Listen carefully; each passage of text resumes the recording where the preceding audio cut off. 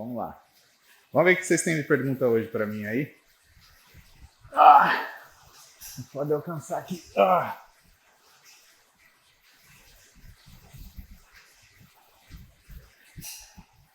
caramba. Aqui. Vitor Hugo. É isso aí, Vitor Hugo. Divisão de peito e bíceps, seguido de costa e tríceps, não vai atrapalhar pelo músculo sinergista que está fatigado? Então, Vitor Hugo, vamos lá. Olha só, isso é uma coisa que todo mundo tem dúvida, viu? Não pensa que é só você, não. Porque como é a divisão mais tradicional, o que acontece é que chega um momento que as pessoas elas questionam essas divisões, esses parcelamentos de treino mais tradicionais, né? E nesse caso do bom e velho peito, bíceps, costa, tríceps, perna e ombro, né? E membro inferior e ombro, coxa na perna. As pessoas também fazem esse questionamento muito frequentemente. Mas veja, quando a gente fala de músculo sinergista, o que acontece? Então a gente fala de musculatura central e musculatura apendicular, tá? Então, teoricamente, peitoral, dorsal, funciona como musculatura central. Deltoide tem uma briga se ela é apendicular ou se ela é central, mas bíceps e tríceps claramente são apendiculares, tá? Coxa, teoricamente, né? Quando a gente pega o quadril e faz de conta que o quadril seria um ponto de conexão, onde existiria uma similaridade entre tronco e membro inferior, né? O quadríceps seria semelhante ao tríceps e o posterior de coxa ao bíceps. Tanto que chama bíceps femoral, agora a gente chama assim. E a perna, né, ou a panturrilha, ela seria equivalente ao nosso antebraço. E esses músculos, por conta até do quanto eles são demandados, eles têm um limiar de treinabilidade diferente. Quer dizer, se você treinasse a mesma coisa para o seu bíceps e para o seu peitoral, ou para o seu abdômen, ou para o seu quadríceps, você obteria resultados bastante diferentes. Por quê? Essas musculaturas, primeiro, elas são submetidas a níveis de estresse diferentes ao longo do dia. Então, o limiar de treinabilidade deles também é diferente. Né? Quantas vezes você faz esse movimento de supino durante o dia? Né? A menos que sua profissão seja professor de jiu-jitsu, né? Você não vai fazer tanto essa movimentação, nem tanto puxada. Agora, flexão de cotovelo se faz o dia inteiro, né? Pensa também, agora um dos grandes problemas, né, no treino de perna, né? Em termos de volume. Quantas vezes você senta e levanta de uma cadeira? Faça essa conta um dia. Pega um papelzinho, Vitão, sem brincadeira, e faz um risquinho. Levantei. Vê quantas vezes você levanta durante o dia. Você vai perceber que são centenas de vezes. Ao passo que fazer um movimento de flexão, um movimento de puxada, é muito difícil a gente fazer, né? Porque significa que são movimentos de uso de força maior, né? A quantidade de força que você precisa, ou é um esforço maior. Se você não for um trabalhador braçal, se você não tiver uma atividade física associada ao seu tipo de trabalho, você não vai fazer isso. Isso quer dizer que no treino esses músculos vão se comportar diferente. Porque quanto maior o limiar de treinabilidade, maior estímulo que você tem que dar. Portanto, se você mexe muito o braço, pouco o peito, aquela história de vou treinar 4 exercícios para o músculo grande e 3 para o pequeno. Deveria ser inversa, concorda? Porque o músculo grande, como ele é menos solicitado, ele precisa de menos exercício para você conseguir ativar ele de uma forma satisfatória. E o músculo, entre aspas, pequeno, como ele é muito ativado, você precisaria de muito estímulo para você fazer isso numa ativação satisfatória de treinamento. Pois bem, o que acontece então no treino ABC-ABC? Existe uma característica também que a musculatura apendicular, né, os músculos pequenos, como queira, eles têm um tempo de recuperação muito mais rápido, né? Não só devido ao volume deles específico, mas também a proporção de fibra. Vou dar um exemplo. Um dos músculos que mais recupera rápido é o deltoide. Tá? O deltoide tem muita fibra vermelha. E é por isso que é tão difícil hipertrofiar o deltoide. Não adianta você ficar socando peso nele. Você tem que socar a repetição. Senão você não vai depletar ele nunca. Você pode até ter dificuldade de levantar o braço depois. Mas isso não quer dizer que o deltoide esteja adequadamente treinado. E te falo isso porque eu observei grandes preparadores trabalhando. E um dos que o trabalho me foi mais curioso foi o Patrick Tuor. Vocês sabem que o Patrick Tuor ele tem um modelo de treinamento dele que ele chama de SST, né? O Sarcoplasmic Stimulus Training. Né? E o que ele faz? Ele mantém a ativação muscular o máximo de tempo possível. E quando a gente trabalhou junto um período, ele falou, Paulo, você tem um físico legal, investe no seu físico. Eu falei, Patrick, eu invisto pra caramba. Eu invisto financeiramente, eu invisto tempo nele. Me dá o direcionamento. Né? O que você acha que eu posso fazer? E ele me deu uma tarefa na época, acho que foi 2016. Ele falou o seguinte, você vai fazer todo dia, antes ou depois de começar o treino, 10 séries de 10 repetições de elevação lateral. Só que só vai dar 10 segundos de descanso. Eu falei, puta que pariu, sério? E na hora eu falei, 10 séries é quase um treino, né? Todo dia eu vou treinar deltoide. E surpreendentemente, depois de 3 semanas, o desenho do meu ombro já estava diferente. E o que me ensinou isso? Que de fato, quando você trabalha com músculos com linearidades diferentes de treinamento, você tem que distribuir volumes de forma diferente. E como eu estava falando para você, braço é uma das coisas que, dependendo da intensidade que você faz e do volume, ele aceita treino todo dia. Então, aonde que fica suficiente a treinar? 4 exercícios, entre aspas, para músculo grande e 3 exercícios para músculo pequeno. Vamos chamar como o pessoal chama para ficar fácil da gente raciocinar junto, tá bom? Fica da seguinte forma. Pensa que você treinou, por exemplo, peitoral na segunda e o tríceps foi o sinergista. Você fez 4 trabalhos como sinergista para tríceps na segunda e você vai fazer mais 3 trabalhos como agonista principal na terça. Na quinta, mais 4 como sinergista. Na sexta, mais 3 como agonista principal. O que isso dá para a gente? São praticamente 7 exercícios para cada bloco de 2 dias. São 14 exercícios por semana, onde você só não vai treinar braço na quarta e no domingo, certo? Quarta que você está treinando, teoricamente, deltoide e membro inferior, né? E porque você até pode fazer algum movimento que utilize o deltoide, que utilize o tríceps, mas né, a frequência é muito menor. Você vai ter o quê? Um Arnold Press, um desenvolvimento. O que mais você vai usar tríceps para fazer deltoide? Movimentos de desenvolvimento em geral. Né? Você pode fazer um press com halter, né? Mas dificilmente você vai colocar no mesmo exercício, por exemplo, um desenvolvimento com um press com halter. Você pode até colocar um desenvolvimento mais um Arnold Press. Beleza. Se você for fazer 3 a 4 séries, então estamos falando aí, você vai trabalhar como sinergista aí 2 exercícios, né? De 6 a 8 séries, né?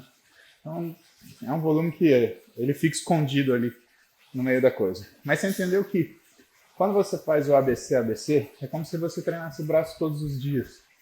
Por quê?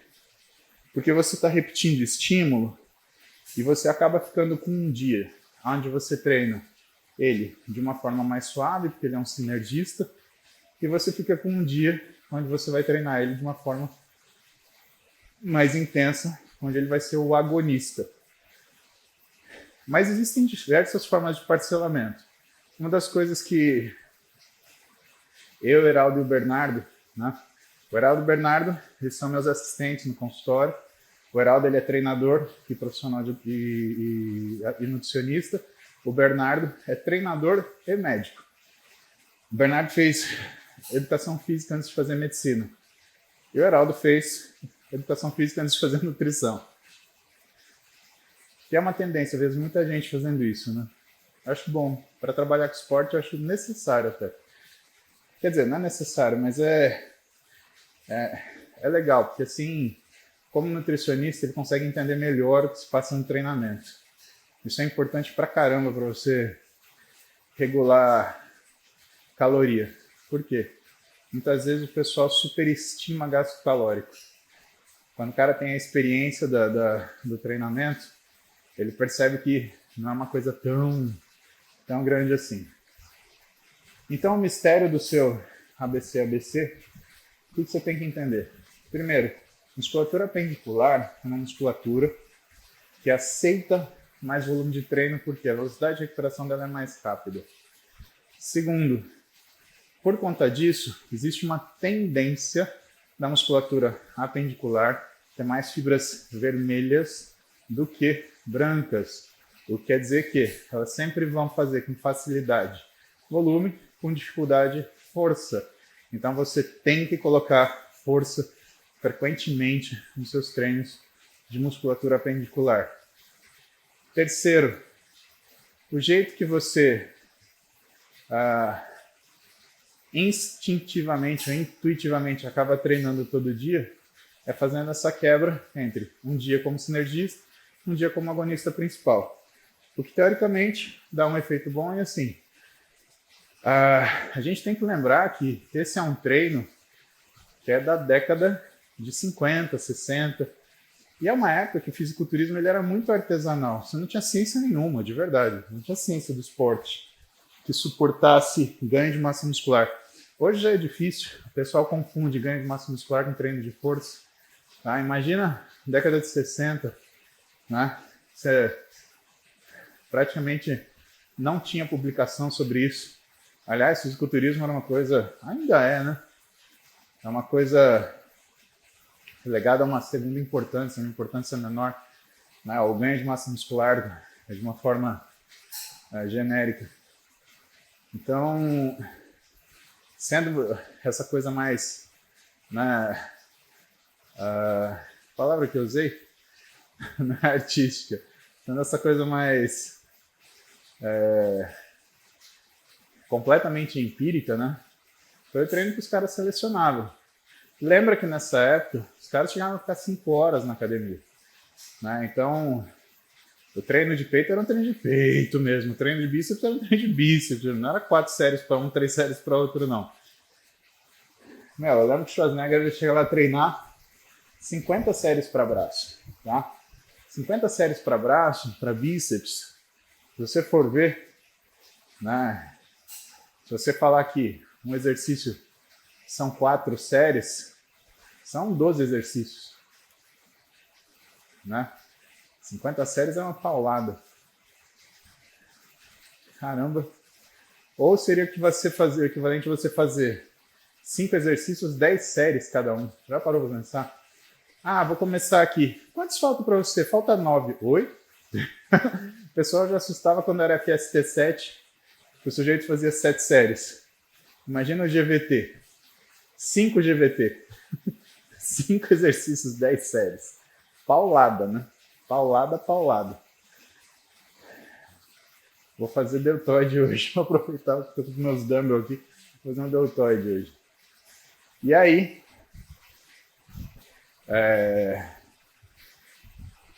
Bom, acho que é isso, né? Deu para esgotar o assunto? Falei, caralho, 16 minutos disso. Mas é um assunto interessante. Explica alguns porquês. É legal ter surgido esse questionamento. Valeu, então. Vamos ver a próxima aqui. Caramba, tem bastante gente acordada. Will, personal. Fala, professor. Quantas séries para músculos grandes você faz? Varia. Por exemplo, para dorsal, eu faço 8 exercícios. 8 exercícios? Eu faço 8 exercícios. Eu faço 3 remadas, eu faço 3 puxadas, pelo menos um unilateral, um concentrado de remada, um concentrado de puxada. E eu faço, junto com o dorsal, que são os últimos 2 exercícios, trapézio. Normalmente eu faço encolhimento ombro e eu faço em super série com crucifixo invertido para parte posterior da musculatura superior do tronco. Então eu faço pegar um deltoidezinho posterior que é legal, dá aquele arremate. Então são 8 exercícios, é isso aí. Normalmente eu treino de terça-feira, né? Segunda-feira para mim é o dia do quadríceps. Terça-feira, dorsal com força. E aí eu soco 8 exercícios para fazer. Meu treino grande é meu treino de deltoide e peitoral. Aí são acho que 6 exercícios de deltoide e 4 de peitoral que eu faço. Eu treino o peitoral depois do deltoide. O deltoide já fadigado. Porque apesar de isso diminuir a força dos exercícios do peitoral, claro, você vai treinar supino com seu deltoide já fadigado, você pega menos peso, né? Mas é aquilo que eu falo para vocês. A gente não está treinando força. Eu, pelo menos, não estou treinando força naquela hora, não estou treinando levantamento. Estou treinando para ganhar massa muscular. Logo, a carga para mim não é importante. O importante é o estímulo, né? Braço também para mim é um treino longo. Eu faço 6 exercícios, 5 séries cada um. Dá 30 séries. Só que eu faço bíceps e tríceps no mesmo dia. Então é um treino de 60 séries. É um treino que eu vou bem tranquilo, sem pressa, e que por conta desse negócio de ter que marcar horário na academia, eu acabo marcando horário na academia do prédio, tipo, das 8 às 9, porque às 9 o povo até marca, mas não vai, né? Cambada de lazarento, né? Onde já se viu? Falta de coleguismo no caralho, bando de filha da puta. Velho, fiquei bravo agora. Para marcar e não ir é sacanagem, né? Aí você perde a chance de você treinar, mas tudo bem. Então, como o pessoal que não vai às 10, marca às 10, não vai, né? O que acontece? Eu avanço o horário e eu avanço o que eu tenho que avançar. Para mim isso não é brincadeira, para mim isso é muito sério. E eu não me atrapalho por conta de ninguém. Se o sujeito não tem civilidade para fazer aquilo que é o simples, que é o básico, eu vou para cima. E é um treino longo, portanto, né? 60 séries, né? É paulado. Mas eu aprendi a treinar assim, na verdade, Will. E até daria para treinar do outro jeito. Você fala, Paulo, mas daria para treinar um heavy Dutch, por exemplo? Daria. A questão, Will, é que imagina que meu físico está todo adaptado para treinar volume desde os 11 anos de idade. Eu tenho 41, ou seja, eu tenho 30 anos que ele treina volume. O que você acha que vai acontecer quando eu mudar o estímulo? E assim, não é uma mudança simples, né? Eu vou jogar intensidade, né, para substituir volume. Então eu vou ter um destreinamento inicial, a musculatura ela vai responder negativamente, e aí depois essa musculatura ela vai começar a desenvolver e fazer uma resposta fisiológica para o heavy Dutch. Agora, qual é o problema principal disso, Will? O heavy Dutch ele tem muita taxa de lesão associada. Então, a tua musculatura vai ficando madura, você vai conseguindo trazer mais trabalho dela. Só que o grande problema é que, numa situação de maior trabalho, se você perde, por exemplo, a coordenação intermuscular no meio do exercício induzido pela fadiga, você lesiona, não tem conversa. Eu lesionei meu peitoral, eu lesionei uma fibra do meu peitoral infraclavicular esquerdo 4 semanas atrás, fazendo isso. Estava com o Felipe fazendo inclinado com 180 quilos, tranquilo. Aí eu ia encaixar a última série, né? 4 repetições, pá. De repente, senti aquele... É que na hora, assim, ele viu que o movimento parou, a gente estava em cima, ele já guardou, mas eu senti. Fiz uma ressonância do dia seguinte, porque foi uma lesão parcial. Aí tinha um buraco lá no meu peitoral. Ah, não deu outra, né? Liguei pro Zé Carlos, que é o chefe do meu grupo de cirurgia de ombro, eu ainda opero. Eu tenho um chefe de membro superior e um chefe de membro inferior. Né? De membro superior é o Zé Carlos, de membro inferior é o Cláudio Cauano. Então, quando aparece algum paciente meu tem lesão, aí eu chamo a equipe e a gente vai tudo operar juntinho, de braço dado. E aí, quando... Esse é um risco que você corre, você treina, você corre o risco de lesionar. Agora, se você pegar e perguntar, pô, quantas lesões você já teve nesses últimos 30 anos? Foram pouquíssimas. Então, estatisticamente, a minha forma de treinar é super segura. Agora, não é porque é segura que é impossível machucar. Né? Saiba disso. Né? E se algum dia um paciente ter um aluno seu se machucar, saiba que a culpa não é sua. Isso é o risco, é o ônus de quem decide treinar para ter resultado. Meu. Isso faz parte da vida. Tô bem pra caralho, já tô treinando. Meu, passei por uma crise de asma ferrada, pior do que qualquer Covid que você imagine. Né? O que também me levantou uma bola, né? A gente acha que só tem Covid hoje. Não, tem outras doenças graves. Pensa que, no caso do Covid, o pessoal estava entubando o paciente quando chegava em 92% de saturação. Eu, por causa da asma, eu cheguei a 86% de saturação.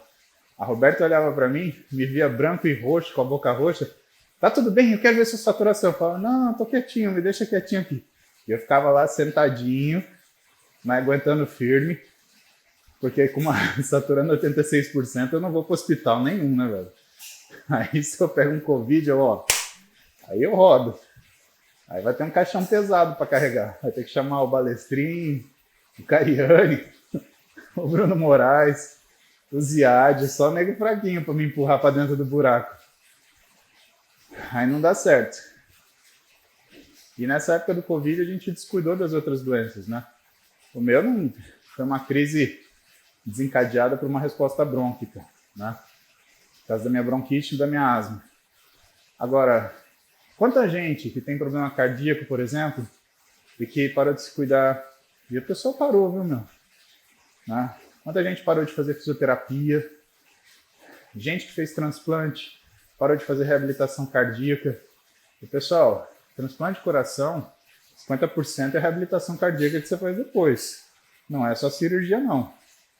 E isso piorou a vida de muita gente. Então, tem que lembrar das outras doenças, tá?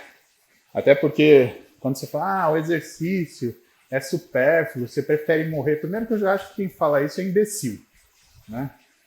Ai, você não vai treinar morto. Ah, o idiota, cala a boca. Para, palhaçada. Todos os meus pacientes com diabetes, eles bagunçaram tudo a glicemia, mas bagunçaram de um jeito... Ave Maria. Os que não tinham, começaram a fazer hipoglicemia, porque aí a gente tinha que refazer e titular de novo toda a dose de insulina.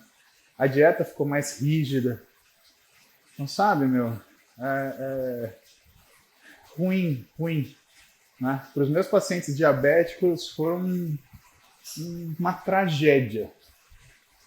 O cara que menos impactou foi um paciente meu de Santa Catarina,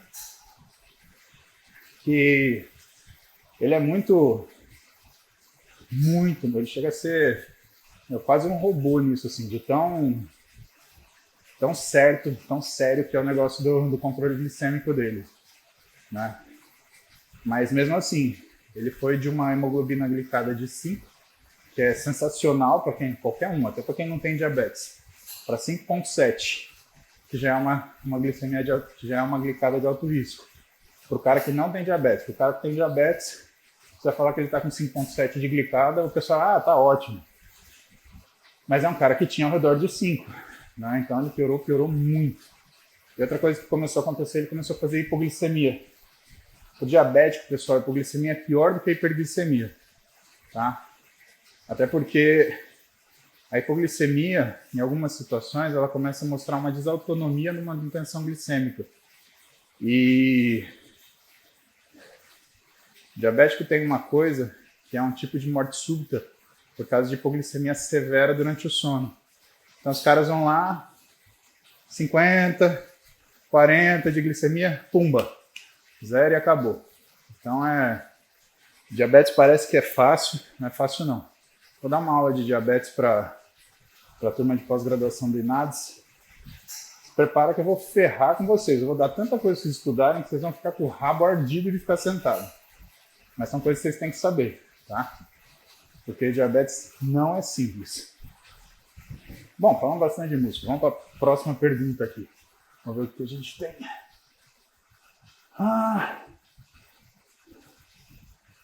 Ó, Rafael. Então eu falo com o Rafael. E aí, Rafa? Como melhorar a simetria em determinado grupo muscular? O que a gente costuma fazer, Rafa, é fazer exercícios unilaterais com a mesma carga. Sendo que a carga e o número da repetição e os números de repetições, ele é determinado pelo músculo mais fraco. Então vamos supor o seguinte. Eu tenho esse bíceps, e no meu caso isso é verdade, tá? Esse bíceps é mais forte que esse. Meu lado esquerdo é mais forte. Não só ele é mais forte, como ele aguenta mais repetição. Então, o que eu faço?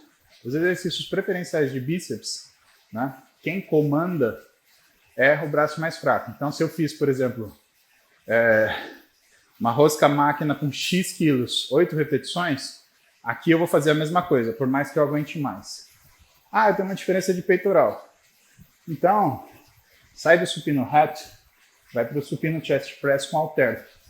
Então, quanto mais você colocar exercícios que você tem que controlar de forma unilateral, melhor o resultado que você vai ter, tá? Quanto mais exercícios você colocar, a gente chama de cadeia cinética fechada, né? Mas esse termo, ele não está 100% adequado, porque na verdade cadeias cinéticas, elas também têm relação com o segmento móvel, se ele é distal ou se é proximal. Vamos falar mais fácil. Então, por exemplo, leg press, para membro inferior, se você tem uma diferença do lado direito para o esquerdo, não é exercício legal que você vai compensar. Cadeira extensora, você tem um quadríceps direito mais forte que o esquerdo. Se você fizer cadeira extensora, o direito vai fazer a força que o esquerdo não fizer para levantar. Então, você vai fazer cadeira extensora unilateral, você vai fazer exercícios unilaterais. Então, se você não gostar de fazer leg unilateral, o pessoal tira o sarro, aquele bando de filha da puta, né, que faz isso, faz avanço, faz a fundo, né? Isso é um jeito de você trabalhar unilateralmente, que vai bem, tá bom?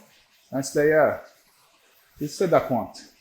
É um ótimo nutricionista, você é um ótimo marombeiro. Vamos ver aqui.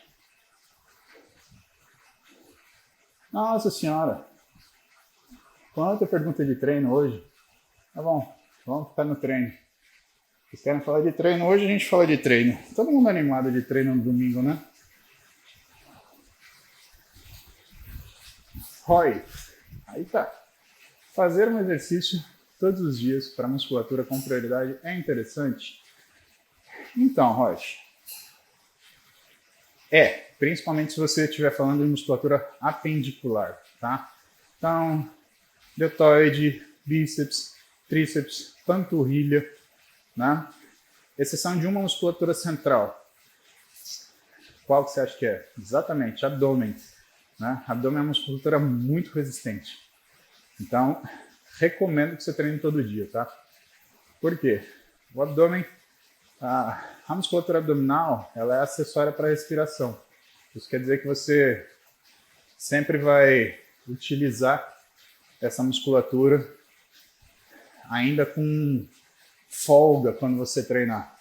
É claro, se Se você for treinar o que o abdômen aguenta, você vai treinar 1 hora de abdômen e 50 minutos de, sei lá, peito ou costa. Porque é o que ele aguenta. Então, na verdade, o que acaba acontecendo é que você também tem que gerenciar seu tempo, né? Senão, você acaba vivendo dentro da academia. E aí a falta de prática vai te fazer desistir do exercício.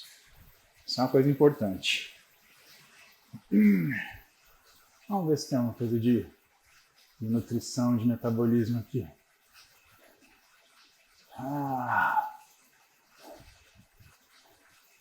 Não vou competir não. Claro que eu compito, mas eu não sei. Eu tenho minhas preocupações aí. Olha só. Estou respondendo muita pergunta avançada de vocês, que é legal. Significa que o conhecimento de vocês realmente ele está... Ou quanto vocês estão se duvidando, né? Está evoluindo. Isso é bom, né? É a melhor coisa. Se a gente não duvida daquilo que a gente sabe, a gente não vai para frente. Mas deixa eu responder uma aqui, que é básica e que é sensacional para a gente discutir. Rafa Carvalho, ele pergunta assim: emagrecer e perder peso é a mesma coisa? Não, não é. Ótimo que você tenha feito essa pergunta, por quê? Isso é uma questão avançada. Quando vocês vão estudar, vocês buscam como artigos sobre emagrecimento. Isso é importante. A maioria dos artigos eles estão como weight loss, perda de peso. E a maioria dos artigos de perda de peso, eles não discriminam perda de gordura com perda de massa muscular.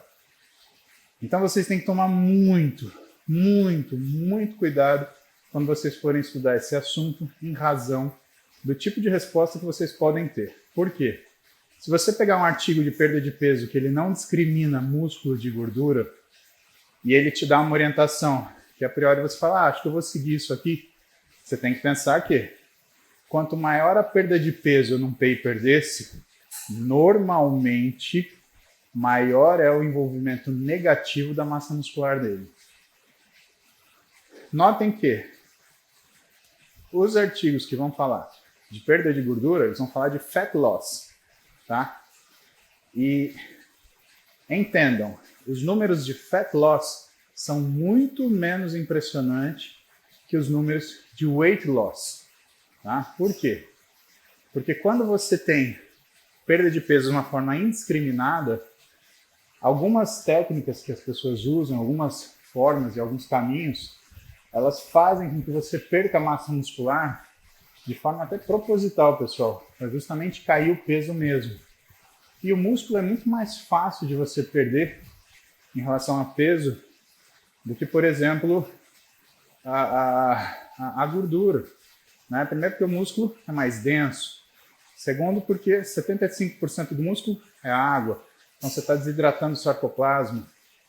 Pensa que em termos de peso corporal, o peso do glicogênio muscular ele pode chegar entre 6 até 10% do seu peso corporal.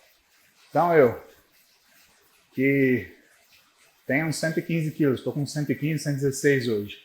Tá? Isso quer dizer que 11,5 kg pode chegar o peso do meu glicogênio, que é glicogênio mais água. Né?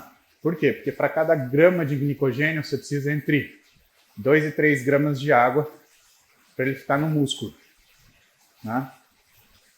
E aí? Isso é peso muscular. Isso é o que faz uma pessoa ficar flácida. Como que você olha clinicamente, né? Você percebe que a pessoa está perdendo massa muscular? Você já parou para olhar isso? Clinicamente, o primeiro lugar que a gente vê não é no bíceps, não é no peitoral, né? Não é na bunda, é no rosto. Por quê? O que dá o tônus do rosto são os músculos da mímica, ou seja, a musculatura facial. E quando ela fica flácida, que existe uma intervenção abrupta, aguda, intensa, a primeira coisa que você vê é que a feição da pessoa ela se transforma, tá? Então, isso... Ah, Roberto ali atrás? Então, isso é uma forma de você notar clinicamente que está indo embora a massa muscular. Mas olha só, deixa eu aproveitar e fazer um jabá. Saiu meu livro, tá? Olha que bonitinho, ó. Emagrecimento. Eu e o Renatinho, que a gente fez lá da Plenitude, tá? Então dá uma olhada depois, ó, esse aqui. Se vocês forem procurar esse livro, tá? Vão procurar na Amazon, porque é onde ele está mais barato. Tem uns lugares aí que ele tá 120 conto. Na Amazon ele tá 80, tá? Então compra lá. Amor. Se não for a Roberta, quem mais seria? Não sei, por isso que me assusta. Bom dia. Oi, amor. Vou dar aula, tá? Boa aula. Ela vai dar aula na pós do Rodolfo. Ela tá sem calça. Parece um penhoar. Sabe o que é penhoar? Aqueles vestidinhos de dormir curtinho. Ai, que delícia. Eu tô pensando que eu queria entrar nessa aula. Foda-se. Não vou entrar mesmo? Tô fudido. Vou ficar aqui falando com vocês. Que vestidinho bonito. O que eu tava falando mesmo? Fudeu, esqueci tudo. Lembrei. Tava fazendo propaganda do meu livro. Ó, fazer propaganda do meu livro de novo. Olha que pau no cu. Aqui, ó. Emagrecimento. Plenitude no emagrecimento, tá? Então vamos lá. É um livrinho de 295 páginas. Tá bem bonito. Oi, amor. Obrigada. Que saúde, hein? Que besta. Saúde. Entra lá na Amazon, onde ele tá mais barato, 80 conto, você compra isso daí, você lê, você vai ver esse enfoque justamente para emagrecimento, né? Que não é perda de peso. A gente separou isso nesse livro. Porque pra gente que mexe com esporte, não interessa a perda de peso bruta, né? Interessa perda de gordura. Aeróbico matinal faz perder uma gordura. De domingo, então, ai, que saudade. Ai, ai. Quando a gente tem filho, a coisa muda. Mas continua bom. Fica diferente, mas continua bom. Só não pode fazer barulho. Não vou falar mais disso daqui. Puta que pariu, ficar falando besteira pra vocês. Deixa eu ver mais uma pergunta. Vixe. Essa é uma pergunta ardida, hein? O que acha de pessoas sem formação que dão consultoria? Porra, Neto. Eu acho que é o que o Dunning-Kruger fala, né? Eu sempre falo para vocês, eu falo com meus alunos de uma forma geral. A ilusão do conhecimento, né? Então, o que eu acho um risco, né? Porque se acontece alguma coisa com a pessoa que está sendo consultorizada, né? Essa pessoa que está fazendo isso, ela responde até por exercício legal da profissão e, ó, cana, né? Se bem que no Brasil a impunidade domina, né? Mas eu parto do pressuposto que mesmo as pessoas que não têm formação, que dão consultoria, elas não fazem isso porque elas querem o mal dos outros. Elas fazem porque elas acham que elas podem sobreviver fazendo uma coisa que elas gostam e que elas acham que entendem. Não me leva a mal, tá? Não tô falando isso com arrogância e tal. Mas, porra, o cara pensa, eu fiz 6 anos de medicina, eu fiz 3 anos de ortopedia, 1 ano de traumatologia esportiva, 1 ano e meio de medicina esportiva, 1 ano e meio de nutrologia esportiva, 1 ano e meio de biomecânica do exercício, 1 ano e meio de fisiologia do exercício. Na realidade, eu fiz 3 anos de fisiologia do exercício, né? E eu sento aqui na tua frente hoje, 3 anos de endócrino, eu sento aqui na tua frente e eu falo, porra, eu tenho dúvida. E eu vejo gente sem formação, por exemplo, responder com arrogância coisas no meu Instagram. Ou tirarem sarro de alguma coisa. Mas eu vejo muito as pessoas sendo arrogantes. E eu vejo que a pessoa é, sei lá, administrador, advogado, engenheiro, né? Muito a ver. Isso quando tem formação. Tem uns que nem tem, né? E aí, eu tento não ficar puto.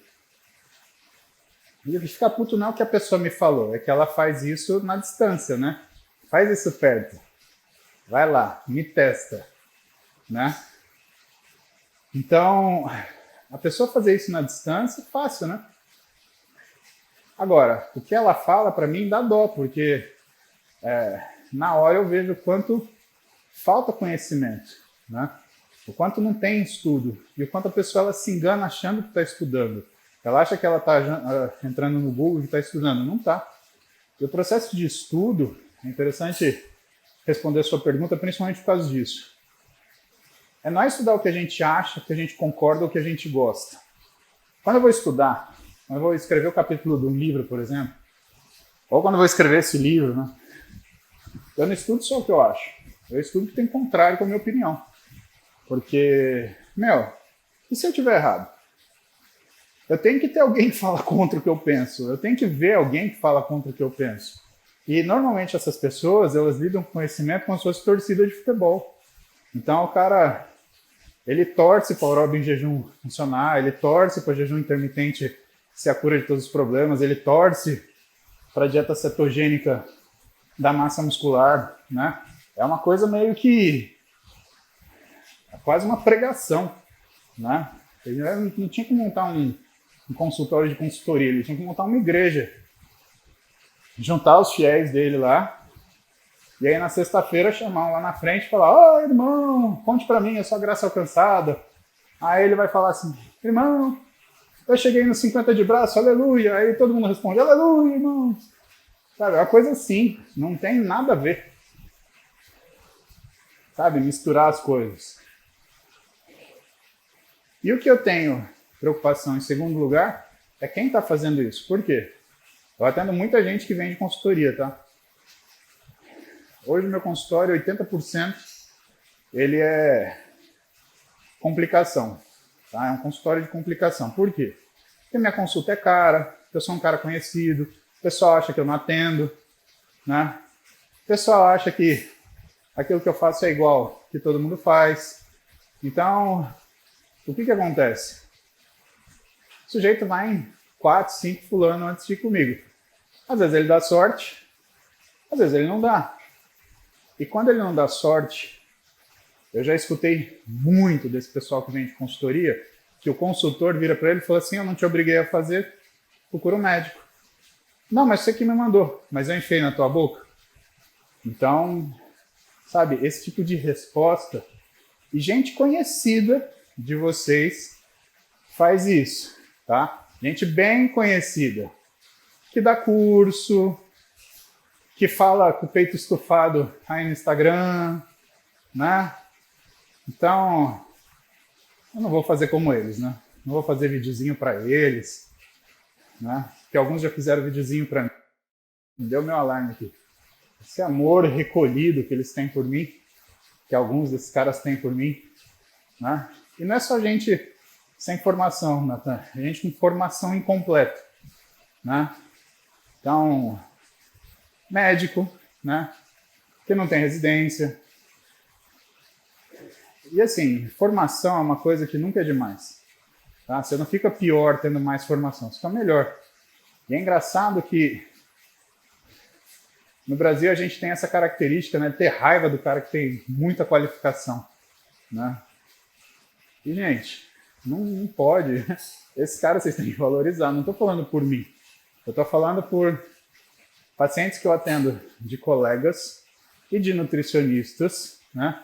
Que o paciente ele chega contestando que é a qualidade da pessoa. Eu tenho satisfação em falar: "Não, tá tudo certo, é você que não está seguindo". "Não, mas veja bem, porque..." E aí você tem que mostrar para o paciente que o problema não é o que a pessoa deixou de fazer ou fez. O problema é a falta de confiança do paciente no médico, ou no nutricionista, ou no treinador. E você tem que mostrar isso para a pessoa. Por quê? Porque isso é recorrente. Então, se você quer cuidar bem do seu paciente, cuide bem do paciente dos outros, tá? Isso é você ter decência, isso é você ser uma pessoa com moral, né? Ética seria falar que não, eu não falo mal dos meus pacientes, mas lá no consultório, ó, eu desço a lenha em outros profissionais. Não faço isso. Eu mando a pessoa ir buscar a resposta do profissional que ela veio. Agora, se você não ensinar o seu paciente a ter confiança no profissional e você entrar na pilha de querer falar mal do profissional junto com o paciente, o próximo vai ser você. Eu garanto para você. É que nem o sujeito que vai lá, se envolve com uma mulher casada, né? Aquela baita confusão, aí ele vai lá, casa com a mulher. E aí? Bom, agora o marido é você. Como é que fica? Vai ficar com esse barulho na cabeça? A mesma coisa. A relação médico-paciente é uma relação de confiança. Então, é interessante que você ensine o seu paciente a ter confiança em todos os profissionais que o assistem. É assim que funciona. E quando você vira uma coisa errada, liga pro cara, na frente do paciente. Peraí, deixa eu falar com o seu nutricionista, deixa eu falar com o seu treinador, deixa eu falar com o seu médico aqui. 2 minutinhos para entender o que foi feito. Né? Claro que se o paciente estiver mentindo, isso vai constrangê-lo, você pode perder o paciente. Mas sabe qual é o problema? Se você perder um paciente porque você fez isso, você deixa de perder 10, porque você vai ser o próximo alvo dele. E quando ele fala mal de você, ele não fala mal de você para um paciente. Ele fala mal de você para 10, 20. Deixa eu contar uma coisa que aconteceu no consultório que me chateou bastante. Nesses 15 anos de consultório, eu tive problema com 2 pacientes. Um dermatologista que queria tomar trembolona, e ele tinha falado para mim que tinha tomado, mas ele estava com uma testosterona de 500, sem inibição de eixo. Eu falei, ó, sinto muito. Essa trembolona underground que você tomou não era trembolona. Aí o cara ficou nervoso. Eu quero porque eu quero. Eu falei, cara, então por que você está me procurando? Se você quer porque você quer e você sabe o que fazer, faz. Estou te devolvendo seu dinheiro, pode sair da minha sala. Então eu tive esse problema. E foi muito desagradável, porque, sabe, falar isso com um médico, né? É muito desagradável. Muito desagradável. E tive um paciente que eu não cheguei nem a atender. E foi bem desagradável também. Estava na hora da consulta desse paciente. Ele ia fazer online. Aí eu chamei. Aí ele virou para mim e falou assim, era para confirmar, mas eu não dei resposta. A tua recepção não te avisou? Eu me chateei, né? Porra, a gente tem uma baita fila de espera para atender, né? É uma baita falta de consideração da pessoa, né? Ela precisa responder um SMS. Não irei em consulta hoje, não passarei em consulta. E aí, eu falei, olha, quando for assim, nega a consulta, não tem problema, eu te encaixo, né?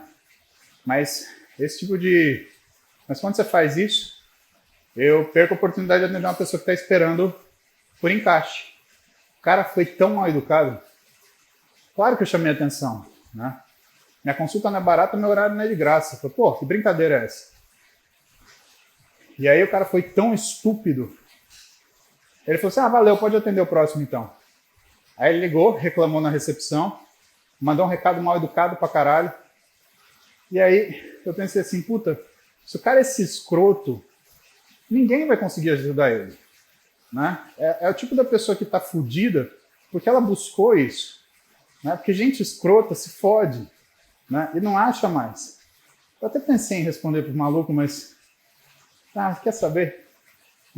Deletei o telefone dele, nem bloqueei. Porque você sabe que o mundo é redondo, né? Então, inevitavelmente, você vai querer bater na minha portinha de novo. E assim, esse provavelmente vai falar mal de mim. Falou que o serviço é péssimo, onde já se viu, né?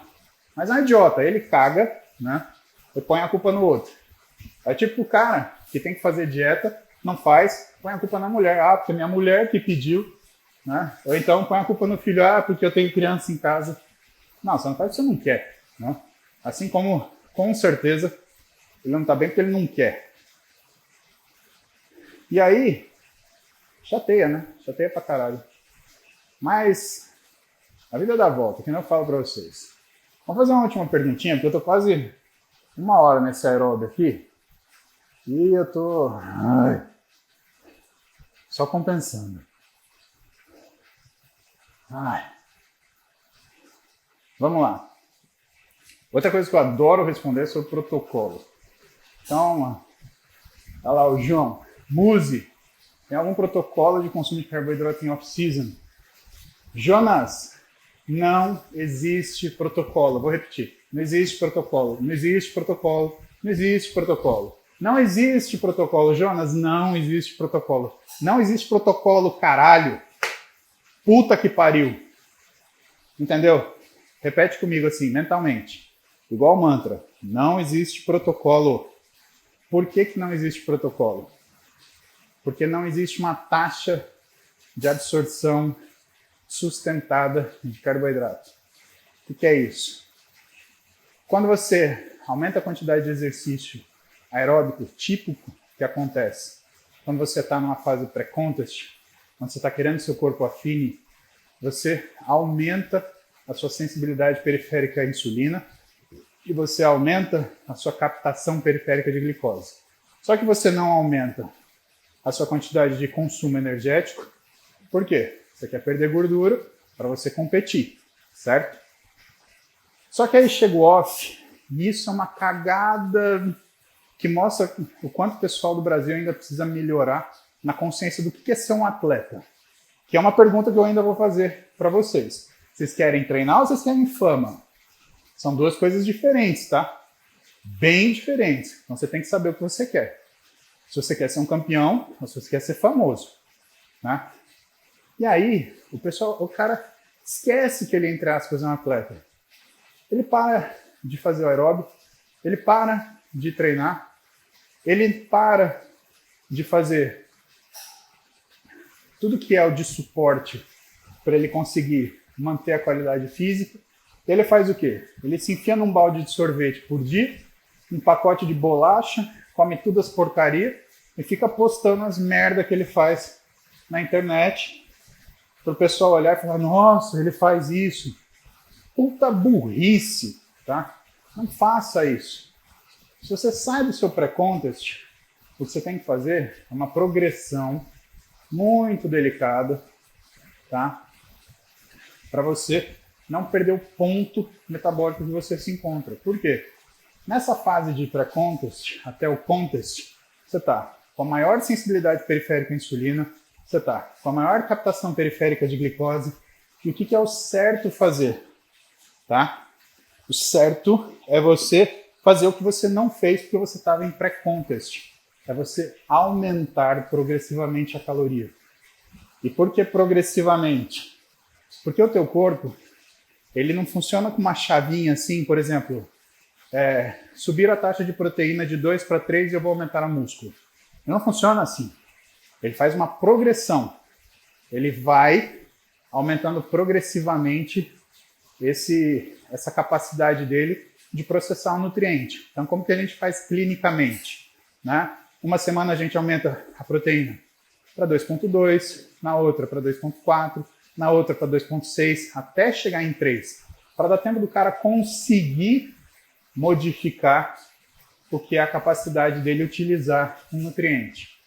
Com o carboidrato, isso é mais sensível ainda. Por quê? Porque o carboidrato, você tem uma modificação que com a proteína você não tem. Peso. Por quê? Porque o carboidrato aumenta a secreção de insulina. Por quê? Porque a secreção de insulina, ela aumenta a concentração de água na célula, porque ela aumenta o quanto você retém de sódio. Isso o que influi? Duas coisas. O seu peso, ele aumenta com mais facilidade e você começa a perceber que existe um inchacinho, tá? Uma pequena retenção. Segundo, a célula com mais sódio, ela é mais forte, porque ela é mais túrgida. Pensa numa garrafa de Coca-Cola vazia com a tampa aberta. Você aperta ela e esmaga ela. Agora, pensa numa garrafa de Coca-Cola cheia, com a tampa fechada e que você chacoalhou pra caralho. Aquele gás vai fazer pressão, vai querer sair. A tampa fica parecendo uma pedra, não fica? A garrafa, aliás. Assim é a célula muscular. Quando você aumenta os estoques de sódio, que você aumenta a quantidade de insulina, essa célula muscular ela fica mais tensa e vira mais torque, principalmente na musculação. Então, como é que você sabe que está funcionando a sua estratégia de aumento de carboidrato? Uma das coisas é o aumento do peso, uma das coisas é o aumento da força. Só que aí, o que acontece na sequência que faz você modular sua velocidade de consumo de carboidrato? É essa retenção que aparece. Apareceu a retenção, segura o carboidrato aí, fica quieto, não mexe. Não aumenta o exercício, não aumenta o aeróbio, não faz nada. Mantenha o que você está fazendo. Quando a retenção começar a sair, ou seja, você está conseguindo concentrar no músculo essa água, aí é a hora de você aumentar o carboidrato um pouquinho mais, tá? Então, sempre steps. A gente chama isso de step climbing. Você aumenta, para de aumentar, aumenta, para de aumentar, aumenta, para de aumentar, para dar tempo para o seu corpo reagir a isso, tá? Então, isso é assim que a gente faz essas coisas, em progressão, tá? Ó, propagandinha de novo, ó, tá aqui, tem também, tá? No livrinho do Muse. Emagrecimento, tá? Buscando a plenitude no emagrecimento. Tá? Não é um livro de dieta da moda, não é merda nenhuma disso. É bastante teoria para você ter ideia da gente tira as coisas. Mas você não vai comprar isso em qualquer lugar. Compra onde está mais barato, na Amazon, tá bom? Ai, Siciliano vai fuder comigo. Mas se já está mais barato, compra mais barato, velho. Porra, mesma coisa, para que você vai pagar mais? Eu, hein? 80 conto. Tá barato, barato, barato, barato. Aí você vai ver a teoria daquelas as coisas que a gente fala na live. Jonas, uma última vez. Não tem protocolo, não tem protocolo, não tem protocolo, não tem protocolo, não tem protocolo. Tá? Na dúvida, não tem protocolo. Ah, não tem protocolo. Não tem protocolo. Não tem protocolo. Beleza? Esquece esse nome. Tá? O que a gente faz? A gente faz progressão, sempre. Você nunca muda uma coisa do avesso. Né? Raras exceções você faz isso. São manobras, tá?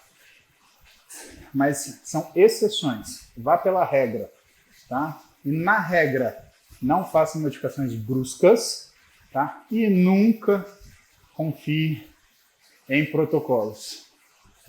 Gente, 1 hora de aeróbio, hein? E aí? O que eu faço agora? Hein?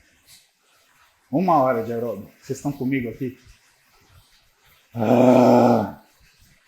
Já sei o que eu vou fazer. Para encerrar, eu vou chamar a pergunta do pessoal que está inscrito para falar comigo aqui. Quem que se inscreveu para falar comigo? Vamos chamar o primeiro dali. Luiz Felipe Risso.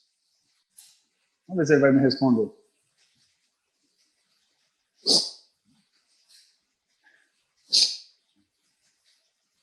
Vamos ver. Luiz, você está aí?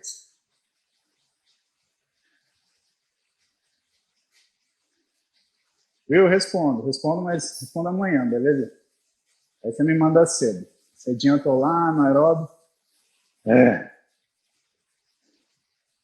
Luiz! Será que o Luiz deu um balão na live?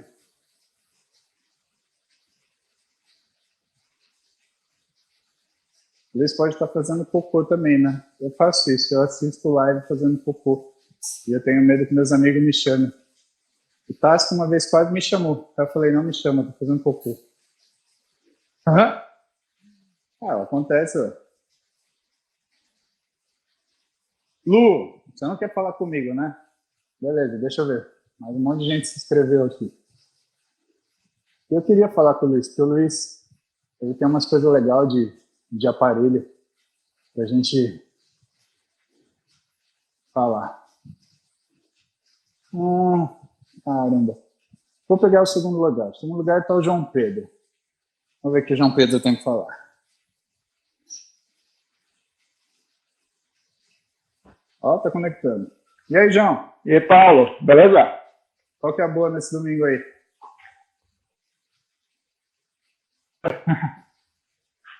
Treinando e ouvindo a live. Tentando, né? Fazer só o aeróbio do dia. E aí? Eu tô bom. Deu, Fala aí. Bom, Paulo, eu sou aluno de medicina também. Não só uma honra estar falando com você aqui. Eu nem achei que eu ia ser aceito e enviar a solicitação aí. Mas eu mandei uma pergunta aí mais se arriscando. Tem que ser assim mesmo. Quase que vai dar na telha. Então, você correu o risco, tá dentro. Só consegue se arriscar. Lógico. Mas, pois é, Paulo. Eu mandei a pergunta aí mais cedo. Como eu sou aluno de medicina, eu me interessei muito nesse período de quarentena pela parte de medicina do esporte. E eu queria saber indicações de livros que falam sobre exercício, como estudar essa parte da medicina do esporte mais a fundo. Não somente pelo artigo, claro. Você está participando do MEPS? Do Interligas? Tô. Eu comecei a partir da etapa 5. Eu comecei a partir da etapa 5, na verdade. Então eu não estava sabendo que era para aluno. É só para aluno. Bom, legal. Que bom que você está lá no Interligas. Você vai ter bastante coisa da parte metabólica da medicina esportiva. Mas assim, o difícil de você estudar a medicina esportiva é que a medicina esportiva está em todos os ramos. Isso, você vai ver medicina esportiva na cardio, você vai ver na ortopedia, você vai ver atividade inflamatória, então muda na reumatologia. E o difícil de você estudar medicina esportiva é que, teoricamente, você teria que ir especialidade por especialidade para ver onde é que você pode adquirir esse conhecimento. O que eu te recomendo? Tem um livro de medicina esportiva de um autor chamado Marcos Brazão. Marcos Brazão foi um dos presidentes da Sociedade Brasileira de Medicina Esportiva. Era uma pessoa doce, humilde, sensacional. Infelizmente a gente perdeu ele. A questão de faz acho que uns 7 anos que o Dr. Brazão faleceu. Mas sabe aqueles professor velhinho de medicina que dá vontade de se levar para casa porque você queria que você fosse seu avô? Ele era esse cara. Então o que você vai fazer? Você vai pegar o livro do Marcos Brazão e você vai ler o livro do Marcos Brazão como guia. Por quê? Ele tem um pouquinho de cada coisa, de cada especialidade, que você vai precisar para você poder ter uma noção geral de medicina esportiva para depois te dirigir para aquilo que você gostar de estudar dentro da medicina esportiva. Se for fisiatria, se for ortopedia, se for cardiologia, se for metabólico, endócrino, né? Tem um pouquinho de cada coisa assim. Brazão, ele foi o coordenador da pós que eu fiz de medicina esportiva.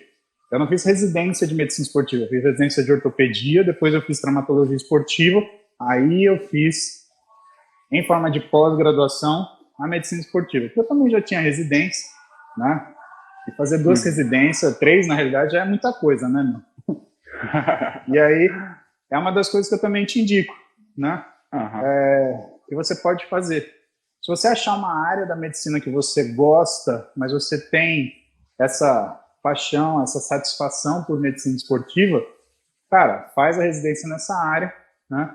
E depois você pode fazer uma pós-graduação de medicina esportiva, mas tem alguma residência. A notícia boa é que a partir do ano que vem vai abrir uma residência de medicina esportiva na Santa Casa, que vai ser sensacional. Tá? E aí vai ter mais uma opção para você. E o grupo de professores da residência da Santa Casa, eles têm já uma pós-graduação de medicina esportiva, onde eles vão reforçar para os caras que não conseguirem passar na residência os conceitos que a gente precisa para ser um bom médico do esporte. Eu estou no meio dessa turma, então você ter preceptor na Santa Casa, eu vou te dar aula na pós. Então, se você precisar, conta comigo. Mas o segredinho aí para você estudar é o livrinho do Marcos Brazão, beleza? Bom demais, valeu, obrigadão, Paulo. Uma honra estar falando com você. Um prazer é todo meu. É bom estar perto de vocês. A gente se vê no final de semana que vem. Tem colado. Interligas, beleza? Exatamente. Beleza. Valeu, então bom dia para você. Pega esse solão que tá aí, aproveita e aí a gente espero que você seja muito feliz, beleza? Valeu, obrigadão, Paulo. A gente encontra por aí nessa vida de clínica de médico. Encontra, cara. A medicina é pequena, viu? Não dá para ir muito longe, não. Falou, meu. Até mais. Valeu, até mais. Pô, teve até bate-papo hoje. Esqueci de falar isso para vocês, né? Vai ter residência de medicina esportiva na Santa Casa de São Paulo, tá? Eu vou ser preceptor de vocês. Imagina eu, preceptor de vocês de medicina esportiva. Vocês estão fodidos. Eu já sou preceptor no NION, né? No núcleo avançado de estudos em ortopedia e neurocirurgia. Eu sou um preceptor bem bonzinho. Né? E tem um R4, R5 que a gente faz de artroscopia e traumatologia esportiva aqui em São Paulo. E aí eu vou ser preceptor de vocês na medicina esportiva da Santa Casa. E vou dar aula para vocês na medicina esportiva da Forte. Assim como eu já dou aula para vocês na medicina esportiva da BWS. Tá? Então, vocês vão me ver ainda dando aula para vocês por um bom tempo. Mas aproveita, tá bom? Galera, acho que é isso, né? Eu preciso tomar banho, porque eu tô emporcalhado. Vocês viram eu transpirar, minha camiseta estava limpinha. Já caguei a camiseta do Maps. Papai, professor Tácito Júnior, bom dia. Eu tô aqui na missão. Tô fazendo remada agora na minha airbike para ver se eu melhoro a espessura do meu dorsal depois de ter perdido 13 quilos. Aquelas semanas infernais. E aí, pai? Tá bom?